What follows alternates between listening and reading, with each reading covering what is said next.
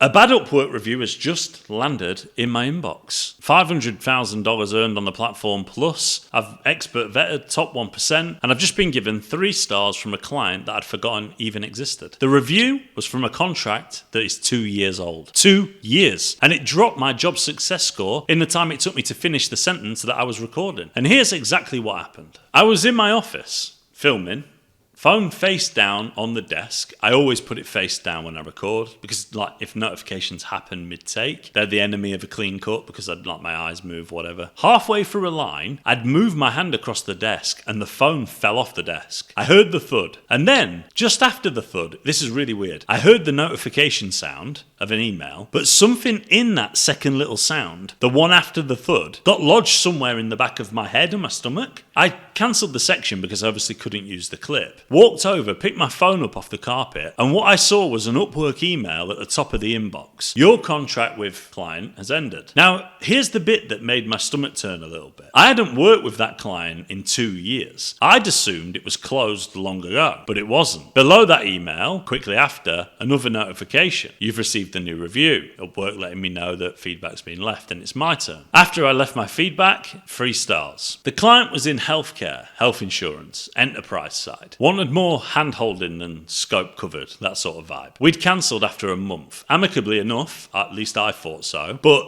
he didn't want to stick for the longevity. I always tell clients 90 days, etc. He went against that in that case. But I'm not digging him out, I'm just saying. And then they just, sat on an open contract for 2 years. So here's the first lesson, and it's free. Close your contracts when they end. From your side, don't wait for the client. Don't assume the platform sees the relationship the same way that you see it. Because a client can close a dormant contract whenever they want and leave a review. 2 years later, 5 years later, whenever. A ghost walking back into the room with a bad word for you. Think about it. He can't possibly remember what happened 2 years ago. It's impossible. We only worked together for 30 days. It's impossible. And he left me that review. And by the time you see the review has already landed. There's nothing you can do about it. And guys, this video is a little bit different to the majority of the other videos that I make because I wanted to be honest about the 72 hours that followed that. It's been a very long time since I got a bad review. I work with clients very well, very closely. I do a very good job because every other Upwork creator basically skips over this, and that's where the real story is. So I've been doing this for 14 years, walked away from clients that couldn't pay, handled difficult conversations in almost every direction you could possibly think of. And a 3-star review from a client that I hadn't thought about in 24 months made me feel a little bit defeated, which is a difficult thing to do. That's the honest word, defeated. I wasn't angry. I'm still not angry now. I wasn't defensive. I was just kind of a bit flat. It was a grounding, if you like. I drafted a reply to the client at about 11 p.m. that night. I read it back and deleted it because I realised that emotions were taking over. In the morning, drafted another, deleted that one too. And I was just like, you know what, forget it, I'm going to bed. I slept okay, I slept fine, but it was on the back of my mind as I was trying to fall asleep. The next morning, I was back at my desk, and the first thing I did was open my Upwork profile. And there it was, sitting underneath my other reviews like a missing tooth. It felt like an L. It felt like I took a loss. It felt like a war that I'd lost without realising that I was in one. A bad review feels like losing the war. And guess what? It isn't. It's one battle in a war that's been going on for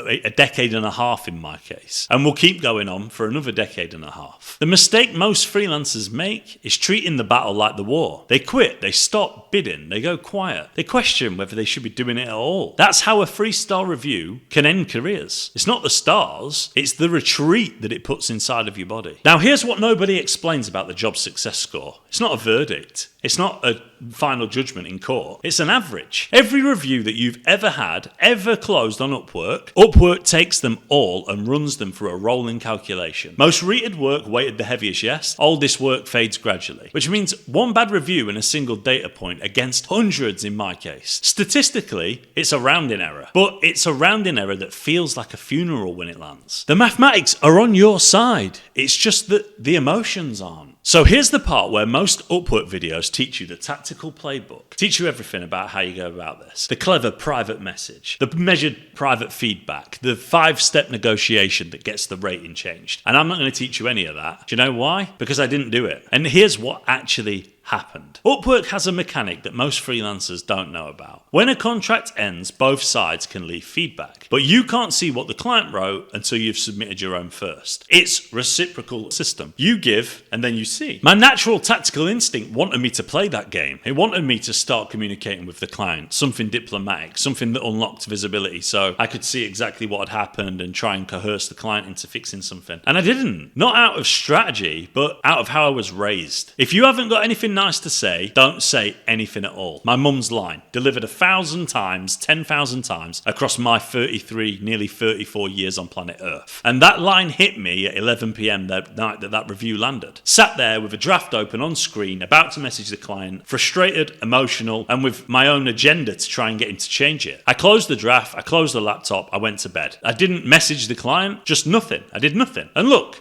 I can already hear half of the comments. You should have played it. You should have tried to do that. You should have tried to manipulate this, protect the profile. You should have got the visibility. You should have responded to try and protect it. Maybe, but character isn't flexible. Not for me. If I'd have written messages to that client just to game the algorithm, or whatever you want to call it, I'd have been a different freelancer to the one that I've been for the last decade and a half. You don't get to pick and choose when your values apply. So, I sat with it, said nothing, and I moved on. And here's the thing, silence didn't save me. More work did. You don't fix a bad review, you bury it. Job Success Score runs on a rolling window. Your most recent contracts carry the most weight, which means the single fastest way to repair your JSS isn't to obsess over a bad review. It's to win the next 5 jobs as fast as you physically possibly can. So I used it to light a fire inside of me and win more projects. If you've got one bad review and you stop sending proposals, you've just given the review permanent weight. The less activity you have, the more that review matters. The more activity that you have, the less that it matters. Movement is the medicine, not silence, not defeat, not suffering. So the morning after, I opened the laptop, opened Upwork, back to bidding. And I've never been as aggressive in my entire life. I'm grateful for that review. It lit the fire inside of me. Tuesday, Wednesday, Thursday, Sunday, the same calendar as every other week, as I've explained in videos. 2 contracts closed in the weeks that followed. Both 5-star, or will be 5-star. Both genuinely happy clients. I had a consultation for $250 that was for half an hour's worth of my time. JSS recovered. Not because I defeated the review, not because I wrote a clever response, not because I tried to play the reciprocal feedback game or try and get him to change his review of me, because I kept going. And the mathematics of averages did what the mathematics of averages always does. Buried a single data point under a pile of better ones. So here's where I am now. That review is still on my profile. It has 3 stars. Sometimes I go and check it out just for more motivation. From a client that I hadn't spoken to in 2 years. He didn't message me and let me know. He didn't speak to me prior. And I genuinely don't give a anymore. Because here's the thing about a bad review. It's proof. It's proof you've done enough work to be exposed to bad luck. Proof you kept going after one client had a bad experience. Proof your profile isn't a manicured fiction of endless 5-star reviews. Every client I pitch from here on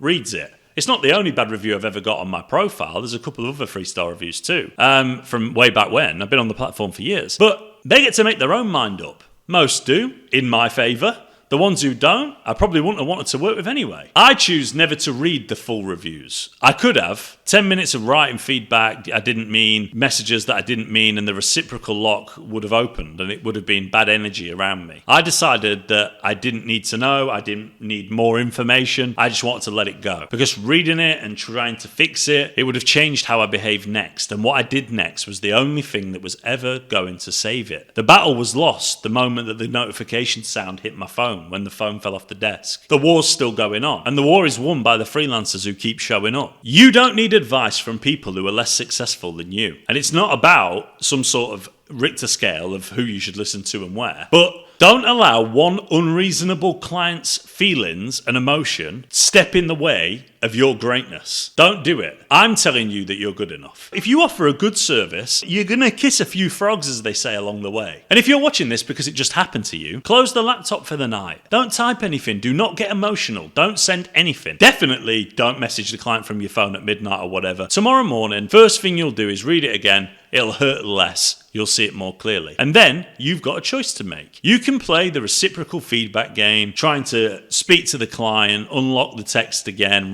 get them to write a measured public response. Or you can do what a real man or woman would do in a professional environment. Stay quiet, let the review sit, and get back to work. Neither of them are technically wrong, but what's wrong is doing nothing, going quiet, retreating, because the only mechanism that moves JSS back is more data, good data, produced by you next week, next month. A rolling average only knows what you feed it. So, feed it.